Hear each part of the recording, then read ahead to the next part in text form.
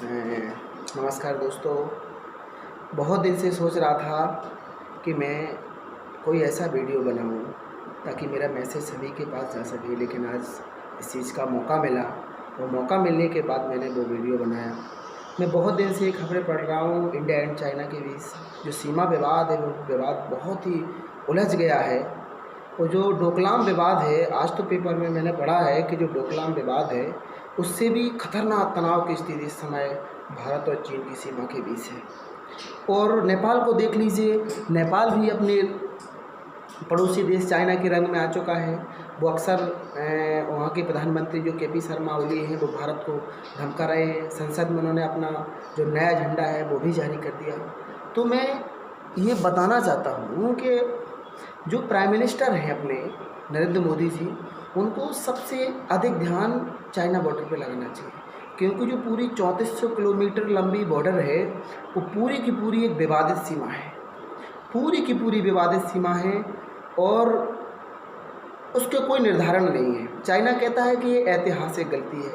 India Himalaya को अपनी सीमा रेखा मानता है, मैकमोहन लाइन को मान्यता देता है, लेकिन आज तक चाइना ने मैकमोहन लाइन को कोई मान्यता नहीं दी। इसलिए हमें सबसे अधिक ध्यान चाइना बॉर्डर पे लगाना होगा।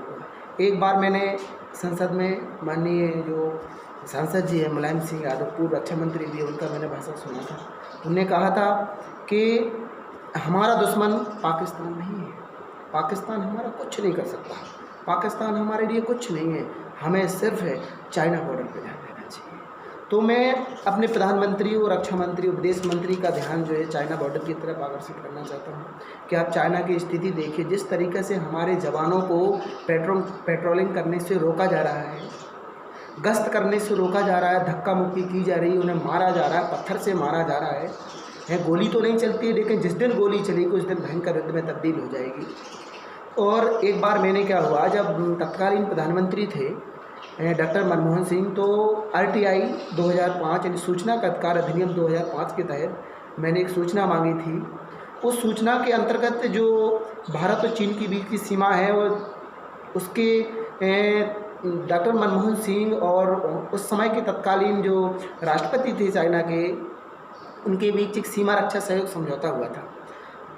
जब मैंने उनको जाना, समझा और RTI के तहत उस सूचना को लाया तो पढ़ा कि जो चीनी गणराज्य है, ये तो सब कुछ जानता है कि चीन की मानसिकता विस्तारवादी नीति है।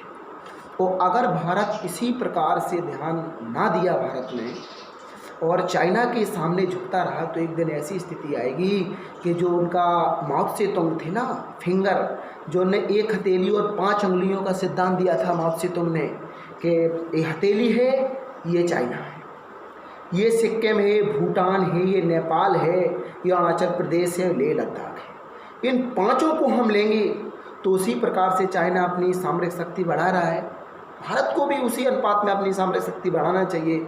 और ये बड़ी खुशी की बात है कि जब जब चाइना के साथ हमारा सीमा विवाद बढ़ता है तो अमेरिका हमारा साथ देता है। उसका भी एक कारण है, चाइना जब भी भारत के साथ की बात करता है या अमेरिका जब भी भारत के साथ की बात करता है तो उसका उसमें निजी स्वार्थ छिपा रहता है, क्योंकि अमेरिका भारत के माध्यम से चाइना को दबाना चाहता है या चाइना को कमज़ोर करना चाहता है।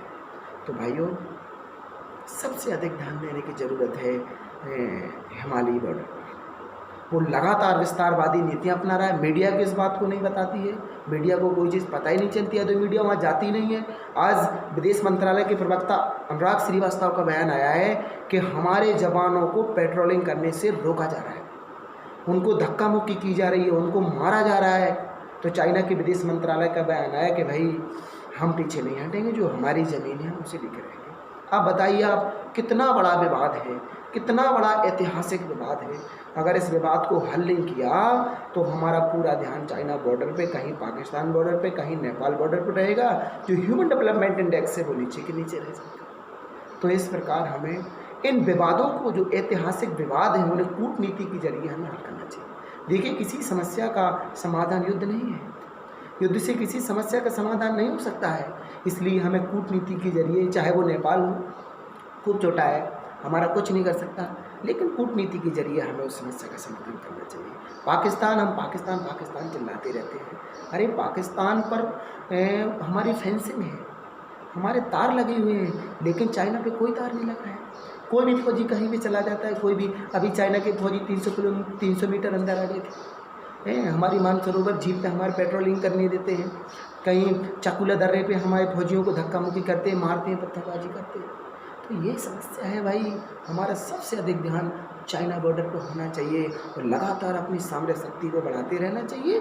और इस बढ़ाते हुए हमें चीन को और अमेरिका से भी, हमें कूटनीतिक तौर पर हमें अमेरिका से भी अच्छे संबंध बनाना चाहिए, क्योंकि वो ज़रूरी है।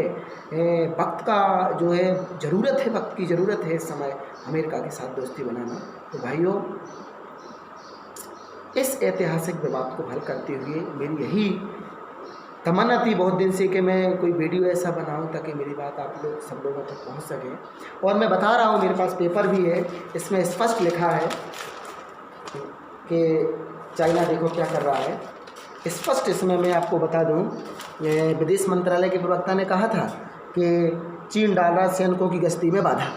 तो चीन लगातार हमारे सैनिकों की गश्ती में बाधा डाल रहा है और ह्यूमन डेवलपमेंट ऐसा ही रह जाएगा, क्योंकि चीन चाहता है कि मैं वैश्विक शक्ति बनूं, लेकिन अमेरिका उसको भारत की मदद से रोकेगा। अमेरिका चाहता है कि मैं चाइना को भारत की मदद से रोकूं, नए नए हथियार दूं। अभी उनके एक सांसद ने, चाइना के, अमेरिका के सांसद ने चाइना के ऊपर 18 सूत्रीय एक प्रोग्राम बनाया है, जिसमें भारत को रक्षा सहयोग में शामिल करने की बात कही है।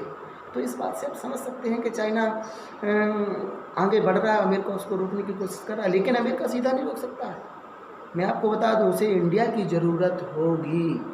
इंडिया की ज़रूरत के बिना चाइना को अमेरिका कभी नहीं